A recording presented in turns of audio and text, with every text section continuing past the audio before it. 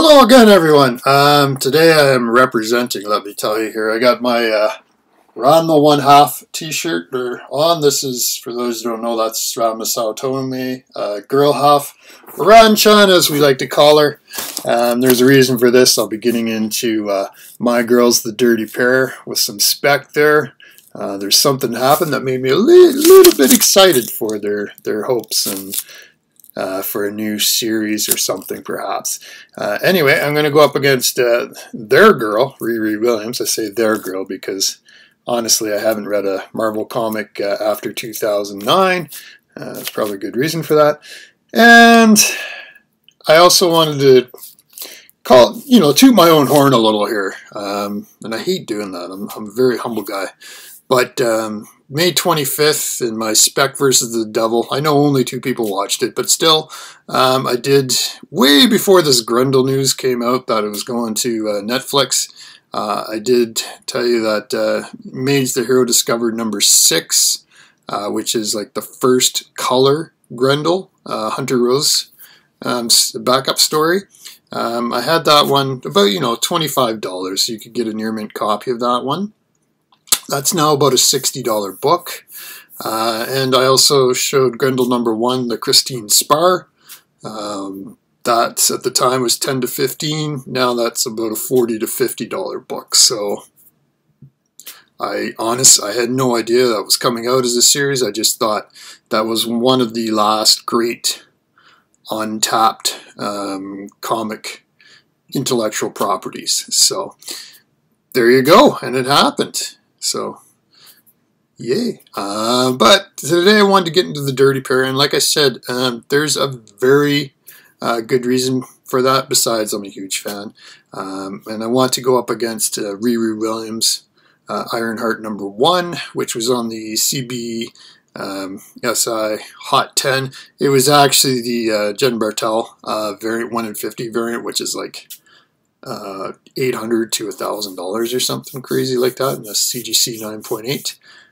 If I was going to spend that much money on a comic, I'll show you what it would actually be. I could get 2 books with that I think have way more future potential than Ironheart number 1. Now, if you like the character, to be honest, I haven't, like I said, I haven't read any Marvel comics past the point when Disney bought them.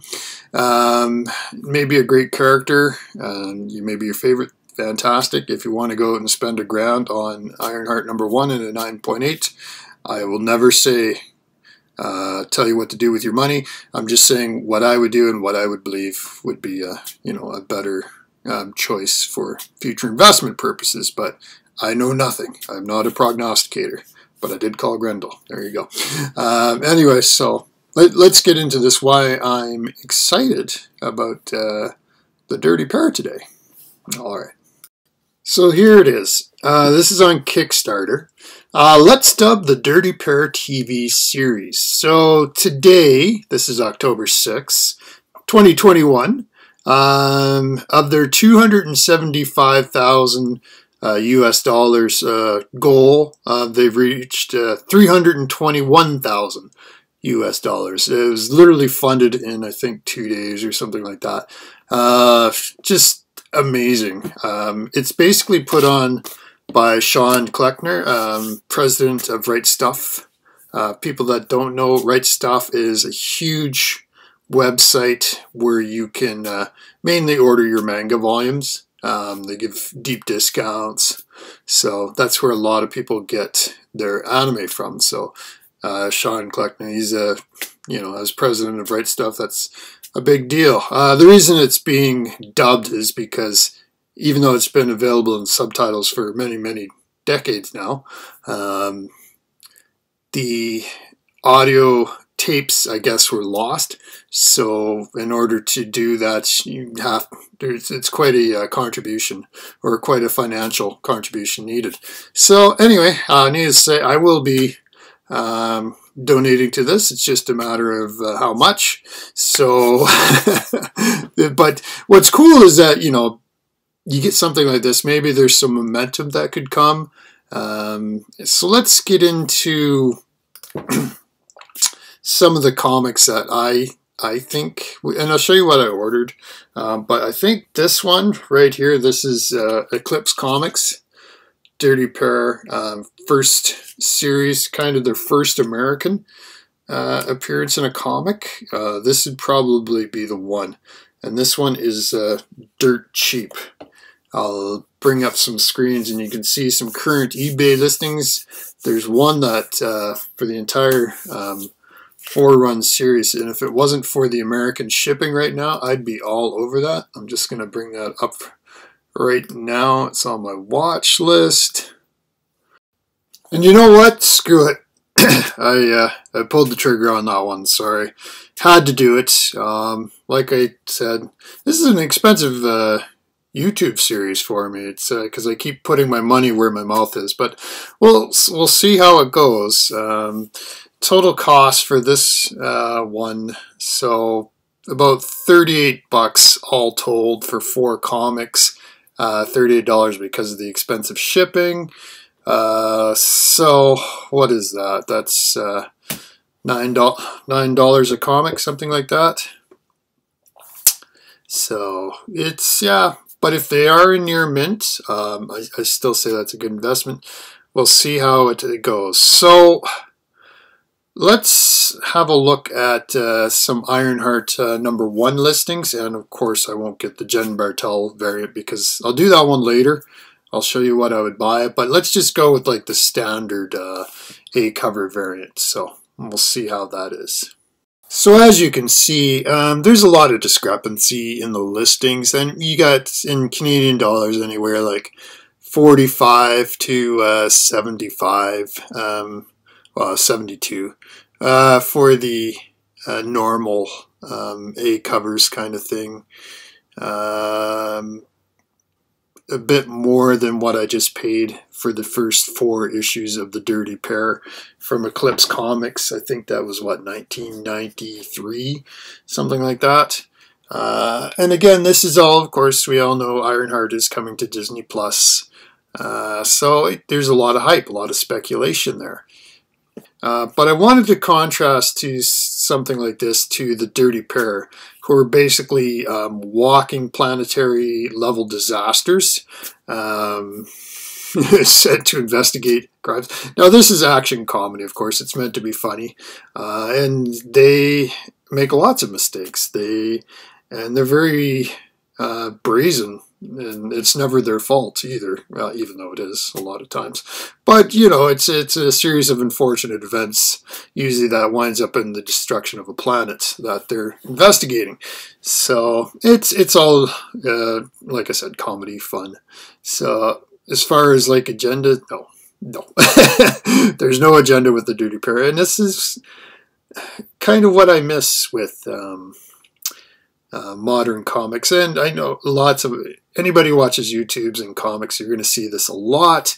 You know, kind of the whining from old guys like me.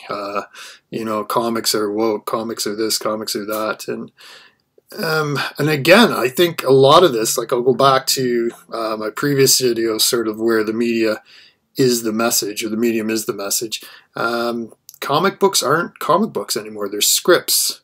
They're scripts with concept art. So they're not really intended for us just to read and enjoy and tell that story, even though, yes, okay, they are a little bit, but really the true goal is where the money is, and that's funneling through Hollywood, getting into production, boom, you know, all of a sudden, that's where the big dollars are. Do you think DC and Marvel is making a lot of money off of comics right now? No. No, there's no way. They're making a lot of money off the intellectual property. But as far as the publishing the comics themselves, you know, print runs of 50 to 100,000, no, there's no way. Like, how is that even sustaining itself? So what's going on is they're trying to use this to sort of storyboard for ideas for the Hollywood feature series, whatever. But because they're doing that, that means you have to tailor your work a certain way.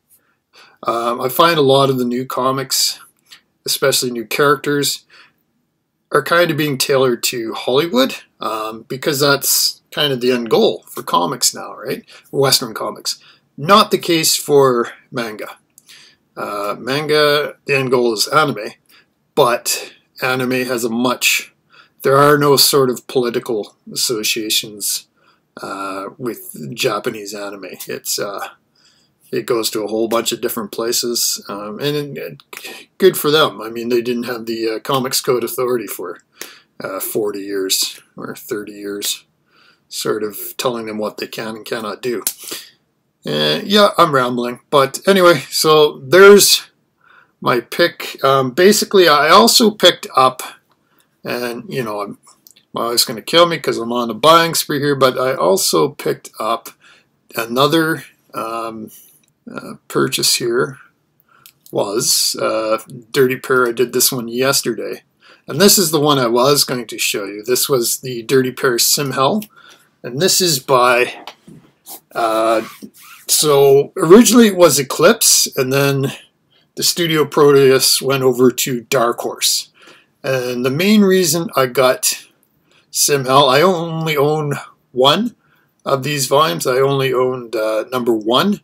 I was missing 2, 3, and 4, and it's the cover for number 3. I love, speaking of agendas and politics and, you know, political correctness, like that cover for number 3, I don't know if you would see that from any major these days. It's basically like every sexual fetish combined into one cover. And again, this is Torrin Smith and Adam Warren. Adam Warren's the artist. So it's just interesting, you know, you've got the schoolgirls, the sexual devil, the angel in bondage, good girls, cheerleaders, nurses, bridal K, pirate K. It's just... and Yuri as the leopard. It's kind of a funny cover. This is, of course, Sim Hell, where there's simulations of them running wild. So, again, fun stuff. And I think that's a lot of what is missing from comics to a degree, is that, you know, sometimes you just want to read something, you want it to be fun and silly, and yeah, you don't have to tackle the world's issues. It's just maybe I want to read something and be impressed, or what a great idea, or, you know, giggle a little, and not fix the world's problems. So there you go. And if you're in the mood for that, I would suggest the Dirty Pair. And again, I'll reiterate, I think this, and that's the Eclipse number 1 at last, their own comic. That is, in my mind, the one that's probably going to be valuable. But again, what do I know? I just like going up. And another thing, these CBSI, these top 10s, they're just analyzing what's happened, right? So they're after the fact. So this isn't a slight against them. They're just reporting on, we've seen major movement in this, and usually by that time it's too late as an investor. You don't want to go out right now and buy the Jen Bartel 1 in 50 variant for Ironheart number 1 at $1,200 and expect you're going to have a big rate of return. That's not going to happen. It's already happened. If you had bought it when it first came out, you would have done very well. But to do it right now, not so much. So I was going to get into, if I had that, you know, $1,000 to spend on 2 books, versus the Jen Bartel 1 in 50 Ironheart number 1, what would I buy? So basically, I was looking on eBay, and I found 2. I found Creepy number 1 in CGC 8.5. Now, it's very important to know, like, this Creepy number 1 was a Jack Davis cover from '63, I think. it's to find this in any kind of condition is almost impossible. Like any book from 63, it's going to be so hard. Like a CGC 8.5, that's impressive. And I'm just going from memory. I think that was about $400 American, a little over. Again, like a fraction of the price of that one Jen Bartel variant. And that, I mean, this is one of the ones I kind of want with me on my deathbed, is creepy number 1, CGC 8.5. There's also, second one you could buy would be creepy number 4. You could buy both of them together, and that's a classic Frank Frazetta cover, and I'll show that. And again, I think that one was around the same price, maybe a little bit less. Both of them on eBay right now. Like, if it was me, I'd be, before I picked up that 1 in 50 for that price, I'd be all over those two creepies, because these are so hard to find in good condition, and they are so good. As far as horror stories go, I mean, they said, like, EC Comics, of course, is the granddaddy. That's the big one, like Haunt of Fear, the good old days, the Crypt Keeper, the Old Witch, those guys. But creepy, man, that's after the Comic Code and Warren went into the magazine format. I mean, that just picked up the torch and ran with it. Great stuff. So those are my picks. We'll see how I do. And again, kind of a long video, but thanks for hanging out, everybody, and we'll talk to you later. Okay, bye-bye.